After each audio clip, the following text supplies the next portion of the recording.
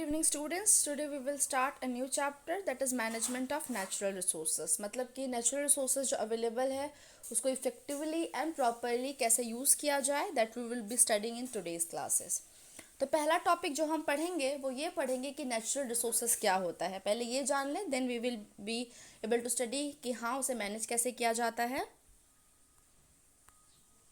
तो student, natural resources वो होता है जो नेचुरली अवेलेबल होता है in air, like air, water, sunlight, soil, mineral, forest, जो भी वाइल्ड लाइफ प्रेजेंट है ये सब, क्योंकि इन सब चीज़ों को ह्यूमन बीइंग नहीं बनाता है, ये पहले से ही प्रेजेंट था, इसीलिए इनको नेचुरल रिसोर्सेज बोलते हैं. अब ये जो नेचुरल रिसोर्सेज होता है वो दो तरह का होता है. कुछ ऐसे नेचुरल रिसोर्सेज होता है जो अबंडेंट अमाउंट में प्रेजेंट है, जो बार बार रीग्रो हो सकता है, बार बार प्रोड्यूस हो सकता है. तो this kind of resources are known as renewable resources that it could be replenished in a short period of a time. Replenish मतलब कि फिर से आ जाना, फिर से ग्रो हो जाना. तो उसमें आता है air, water, sunlight, forest etcetera. ये सारे जो होते हैं these kind of resources are renewable resources. We know that कि अगर हमने एक बार फॉरेस्ट कट कर दिया है तो वापस वो क्या हो जाएगा, ग्रो हो जाएगा. वाटर एक बार सारा खत्म हो गया तो दूसरी बार जब बारिश होगा तो फिर से आ जाएगा. तो वैसे ही जैसे एक बार अगर रात हो गई तो सुबह हुआ तो सनलाइट फिर से आ जाएगा. तो ऐसे रिसोर्सेज जो थोड़े टाइम के बाद रिप्लेनिश हो जाते हैं, वापस से आ जाते हैं, उन्हें रिन्यूएबल कहते हैं. लेकिन जो रिसोर्सेज एक बार यूज़ हो गए उनको वापस से बनाना डिफ़िकल्ट हो जाता है, बहुत टाइम और बहुत मेहनत लगता है. ऐसे रिसोर्सेज को बोलते हैं नॉन रिन्यूएबल रिसोर्सेज. जैसे कि कोल हुआ, पेट्रोलियम हुआ, इनको बनने में सालों लग जाते. Takes millions and millions of year to produce a coal, क्योंकि वो किसी भी चीज़ के कन्वर्जन, जैसे कि कोई भी लिविंग ऑर्गेनिज्म है वो आइदर अर्थक्वेक आया या कुछ ऐसे प्रॉब्लम हो गई तो जिसकी वजह से वो एम्बेडेड हो गया, वॉल्केनिक इरप्शन की वजह से कोई पेड़ या कोई लिविंग चीज़ जो है वो अर्थ के एकदम बहुत डीप में चला गया और अंडर प्रेशर जो है वो कन्वर्ट हो जाता है कोल में. लेकिन इसके कन्वर्जन में काफ़ी टाइम लगता है. It is a time taking process. So that's why हमें जो है जो भी रिसोर्सेज अवेलेबल है, इवन दो वो नेचुरल है, इसका मतलब ये नहीं है कि वो एग्जॉस्ट नहीं होगा, ख़त्म नहीं होगा. non renewable resources are exhaustible, so we should use it with lot of thinking, planning, proper distribution होना चाहिए so that कि it could be used effectively. Okay, so these all are natural resources. student आप देख सकते हैं wild life है, यहाँ पे फॉरेस्ट है, डेजर्ट है, वाटर है, सन है. So these all are natural resources. ये कोल है. So now we will study कि ह्यूमन के जो एक्टिविटीज़ होती है स्टूडेंट, वो लॉट ऑफ वेस्ट जनरेट होता है. उसका एक एग्जांपल है Ganga, river Ganga which is pious for a Hinduism, a very big river in India. But इसका मैक्सिमम जो पार्ट है जो सिटी से क्रॉस होता है it is polluted. Ton trillions of pollutant जो है it is present in that river. It is very important कि वो रिवर क्लीन रहे, क्योंकि उसमें बहुत सालों का पल्यूटेंट जो है उसमें पड़ा हुआ है. तो it's not possible to clean it. तो उसमें जो है स्टूडेंट दोनों तरह का वेस्ट है. कुछ तो ह्यूमन वेस्ट भी है, उसी में लोग अपना कपड़ा धो लेते हैं, डोमेस्टिक वेस्ट, एनिमल नहा लेते हैं. फिर उसमें इंडस्ट्री को जो वेस्ट है, कोई कोल इंडस्ट्री हो गया, पेपर इंडस्ट्री हो गया, क्लोथ्स जो कपड़ों की इंडस्ट्री हो गए, मिल्स जो है उनका जो वेस्ट जनरेट होता है they all dump the waste in the river. Initially there was no rule and regulation, तो बिना वाटर को, बिना वेस्ट को प्रोसेस किए ही they use to dump it as it is in the river. Now there are rule and regulation that they have to reduce the pollutant at 70% level, then and only then they can dump it into the river. So the very first time attempt was made to clean river Ganga was in 1986 by former or late prime minister Rajiv Gandhi. Rajiv Gandhi ने 1986 में Ganga action plan launch किया था. आप इसे date और ये याद रखिए. So and to clean the Ganga.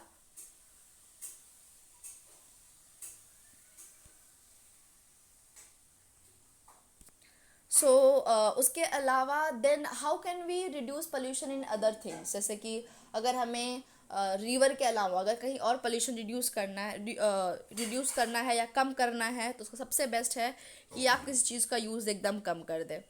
जैसे कि मिनिमम यूज़ अगर हम करेंगे, जितना अवॉइड करेंगे, जैसे इलेक्ट्रिसिटी हुआ, अगर हम घर में लाइट पंखा जो है जब नहीं ज़रूरत है तो हम उसे बंद कर दें। रिसाइकल करना सीखे, पेपर, प्लास्टिक, ग्लास, क्योंकि हमें पता है कि पेपर बनाने के लिए आज भी we use wood pulp. So if we will use less paper or we will recycle the paper, then the amount of wood will be required will be less. Then reuse, we can reuse one thing again and again, plastic, because हमें पता है कि maximum amount of जो pollutants generate होता है it is plastic. So these three are could be used: reduce, recycle, reuse. There another one is refuse, that you are not supposed to use a thing which is plastic, right? हमने एक there was one event था, या आप कह सकते हैं कि लोगों ने मास सब ने प्लास्टिक यूज़ करना बंद कर दिया था. तो such kind of thing could be done कि हम कुछ चीज़ों को ना यूज़ करें या बहुत बहुत कम यूज़ करें. तो refuse is also could be consider as 1 R. So now we'll be studying why we need for a management of a resources student. Now all things जो हम ये देखें, जो मैंने ये स्लाइड प्रिपेयर की है, it is like question and answer based. तो अगर आपको पूछा कि how can we stop the pollution, तो आप बोल सकते हैं 3 hours. Then what is Ganga action plan, उसका एक स्लाइड हो गया. Then what kind of resources are available, what are 2 types of resourceable, renewable and non renewable. Sorry. Then question आ सकता है कि why there is need of management of resources, क्योंकि हमें पता है कि ये जो रिसोर्सेज अवेलेबल है, बिकॉज ये रिसोर्सेज जो अवेलेबल है स्टूडेंट, वो शॉर्ट ड्यूरेशन के लिए अवेलेबल है, थोड़े टाइम के लिए अवेलेबल है. अगर हम इसको एकदम बिना रोक टोक के, बिना किसी प्रॉपर प्लानिंग के अगर यूज़ करेंगे तो ख़त्म हो जाएगा और फ्यूचर जनरेशन के लिए नहीं लगेगा. So to avoid a wastage of natural resources, we should plan it for a long term of natural resources so that future generation could also have, and so that it should not be exploited. मतलब कि particular लोग ही natural resources को ना use करें. Every person present in the community or the country should be able to use the natural resources effectively. इसका proper distribution होना चाहिए. It's very important. And pollution कम से कम हो. That's why it's very important to manage the natural resources. Otherwise, it will get exhausted and उसका exploitation होगा. Many people will not be able to use it. So all are the reasons are for need of management of natural resources. अब student आता है कि natural resources में होता क्या है. तो नेचुरल रिसोर्सेस में आता है student forest. Forest is what? It is a natural resources. तो इंपॉर्टेंस ऑफ फॉरेस्ट क्या है कि ये बायोडाइवर्सिटी को प्रिजर्व करता है, क्योंकि मैक्सिमम जो वाइल्ड लाइफ है वो कहाँ प्रेजेंट होता है? फॉरेस्ट में प्रेजेंट होता है. It is natural habitat for plant and animal.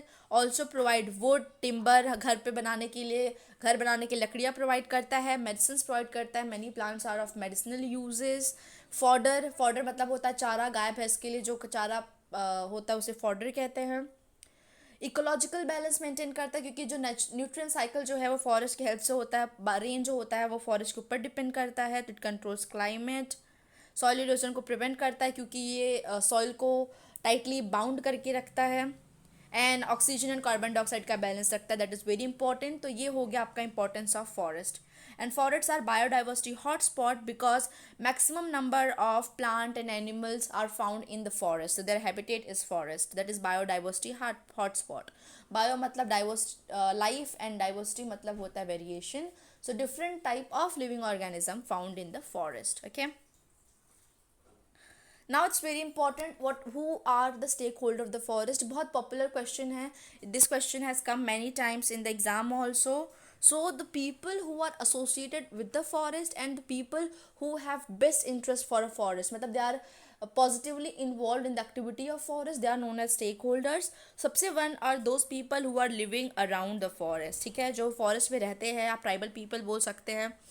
Some industrialists who use product of forest, so they are very much involved in forest activities. तो इंडस्ट्रियलिस्ट होते हैं.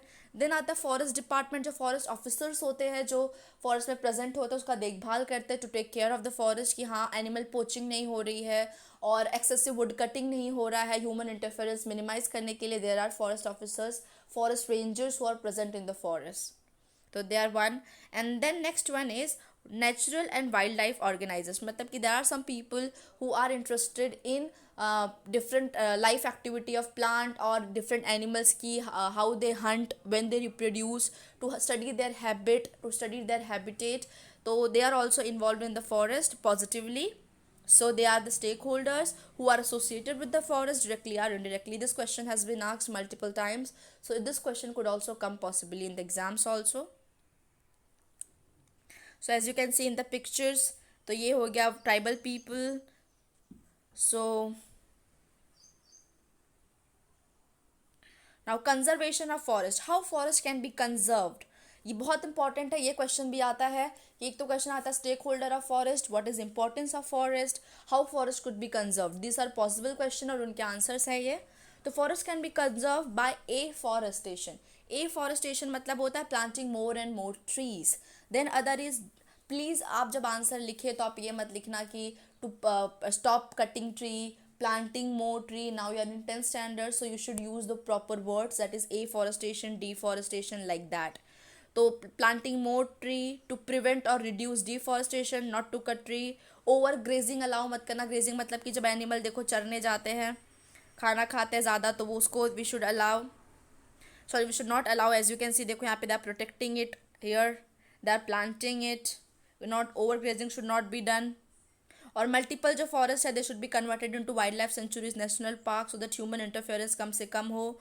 बहुत सारे सोशल प्रोग्राम चलाने चाहिए लाइक चिपको मूवमेंट और Van Mahotsav, where awareness generate हो, so that कि people should be more aware about importance of forest is product. And if excessive forest cutting होगा तो उसका क्या कहते हैं इम्पैक्ट क्या पड़ेगा एक लाइफ पे. So it's more important to cause social awareness. So these could be done to avoid deforestation, and this could be done to conserve the forest. okay, what is next हमने पढ़ा था natural resources में आता है wildlife.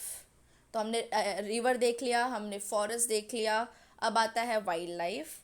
Now wildlife student, सबसे पहला है कि importance of wildlife. Wildlife help to preserve biodiversity. Wildlife food chain को मेंटेन करता है. हमने आर एनवायरनमेंट में ऑलरेडी पढ़ लिया है कैसे वो इन्वॉल्व होता है. And they provide many things like medicine, Honey, lakh जो चूड़ियों में भरा जाता है शेप प्रोवाइड करता है, ऐसा. And how could be conserve it, by again converting the forest into wildlife sanctuaries, national park, biosphere reserve etcetera. By protecting the endanger species, उनको उनका पोचिंग, उनका हंटिंग कम करके. By again awareness, like that we can conserve the wildlife. अब आता है students की how local जो लोग हैं, नॉट जैसे गवर्नमेंट ही नहीं, हमारे जैसे लोग कम्युनिटी में जो लोग प्रेजेंट है, how they can involve into the conserving forest. So सबसे फर्स्ट इज एक्टिविटी जो हम देखा है कि in 1731, this is very very important, इस पे क्वेश्चन भी पहले पूछा है कि 1731 में अमृता देवी बिश्नोई, जो बिश्नोई कम्युनिटी को बिलोंग करती हैं राजस्थान में, there were khejri trees around her village. So वहाँ पे क्या हुआ कि some people came, they wanted to cut those tree. Then she was like कि they have to cut, she went and hug the tree and they were like if they have to cut the tree then they have to cut her also. तो लोगों ने इसको observe किया और जितने भी villagers थे they also came and they also started saying the same thing. तो but they were so cruel that they really cut all those 363 people died due to it. So इसीलिए वहाँ से मूवमेंट स्टार्ट हुआ था, आप कह सकते हैं kind of like Chipko movement. इसके लिए अभी भी गवर्नमेंट जो भी लोग फॉरेस्ट के कंजर्वेशन के लिए काम करते हैं, वाइल्ड लाइफ कंजर्वेशन के लिए काम करते हैं, उनको अमृता देवी बिश्नोई अवार्ड दिया जाता है उनके रिमेम्बरेंस में. ठीक है, so it's very important, Amrita Devi Bishnoi award by Indian government those who are involved in conserving the forest और this kind of activities. See the tree huggers movement, यहाँ पे उनको Amrita Devi Bishnoi wildlife protection award दिया जा रहा है for people who is involved, as you can see. अब कुछ लोग ऐसा कहते हैं कि जो भी जैसे मैंने अभी कहा कि ओवर ग्रेजिंग को कम करनी चाहिए, बट क्या ग्रेजिंग को कम करना चाहिए, क्या हमें कैटल को अलाउ नहीं करना चाहिए to graze. So this should not be done because ऐसा ही किया गया था. हिमालय पे जो अल्पाइन ट्रीज थे, मिडो था वहाँ पे, छोटे छोटे ग्रासेस का ऐसे, तो government altogether stopped grazing. So what happens is the grasses started getting more tall and tall and tall. Due to that fresh growth जो है वो start नहीं हो रहा था, वही पुराना growth था. तो ऐसा नहीं है कि हमें grazing नहीं करनी चाहिए, कोई भी चीज़ जो है वो कम करनी चाहिए। अगर बिल्कुल कर देंगे तो कहीं ना कहीं जो है स्टूडेंट्स वो इम्बैलेंस क्रिएट कर देता है। तो ट्रेडिशनल जो यूज़ है वो मना नहीं करना चाहिए, बिकॉज वी ऑल नो कि once upon time, not even long back, 100 year back, us human being were completely dependent upon the forest and product of the forest, but still forest जो था वो ग्रो हो रहा था abundance में, and इतना ज़्यादा आज जितना फॉरेस्ट कटिंग है वो ऐसा नहीं हो रहा था। तो ऐसा नहीं कि हम फॉरेस्ट चीज़ों को यूज़ नहीं कर सकते, we can use, because in that time people use to plant more tree than compare to जितना वो कट कर रहे थे। तो रिसाइकल मतलब कि अगर आप कट कर रहे हो तो आप अगर उतना ग्रो कर देते हो तो लॉस नहीं होता है। Now we human have become so selfish that we keep on using the product of the forest and wood सब कट कर रहे हैं, but we are not planting it, that is a drawback. Using it not drawback, again plan not planting is drawback. तो हम अगर plan कर देंगे इतना लॉस नहीं होगा। सो इट्स वेरी इंपॉर्टेंट कि जो ट्री अगर हम कट कर रहे हैं, हमें भी एज यंग जनरेशन हमें इसलिए पढ़ाया जा रहा है chapter, so that we can learn. हमें इसलिए नहीं पढ़ाया जा रहा है कि हाँ आंसर हम इसका जाके बुक में लिख लें। ये चैप्टर हमारे सिलेबस में इसलिए इंक्लूडेड है सो दैट कि हम अपने एनवायरनमेंट के लिए, अपने सोसाइटी के लिए, अपने वेलबींग के लिए मोर अवेयर रहे। तो अगर आप कभी भी ट्री कट करो तो एटलीस्ट आप अपने हिस्से का 2-4 ट्री जरूर प्लांट कर दो, बिकॉज हम उतना ऑक्सीजन कंज्यूम करते हैं। एक ह्यूमन को एटलीस्ट 5 ट्री लगता है लाइफ में to get amount of oxygen.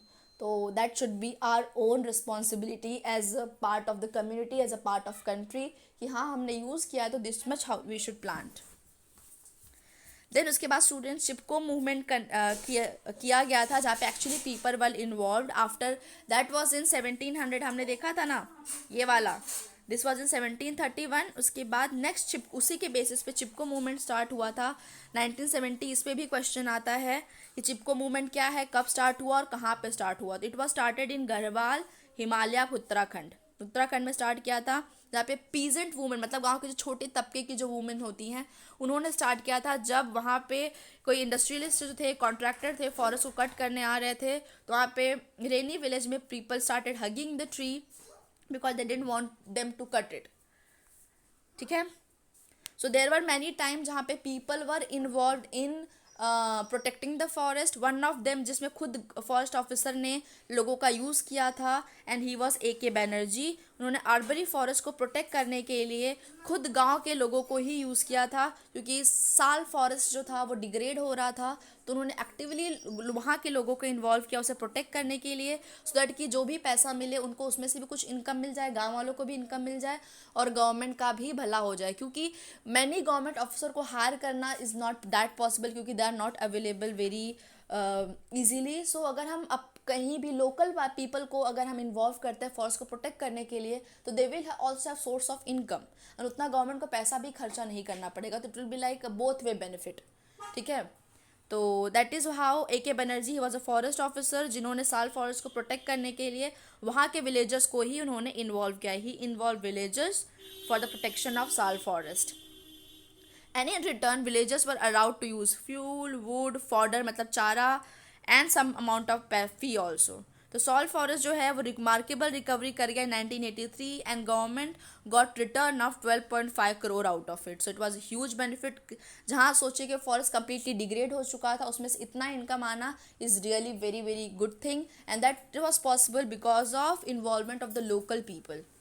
Okay, so student this is here we end this topic, and next topic में हम पढ़ लेंगे कि वाटर मैनेजमेंट क्या होता है, एंड कोल एंड पेट्रोलियम।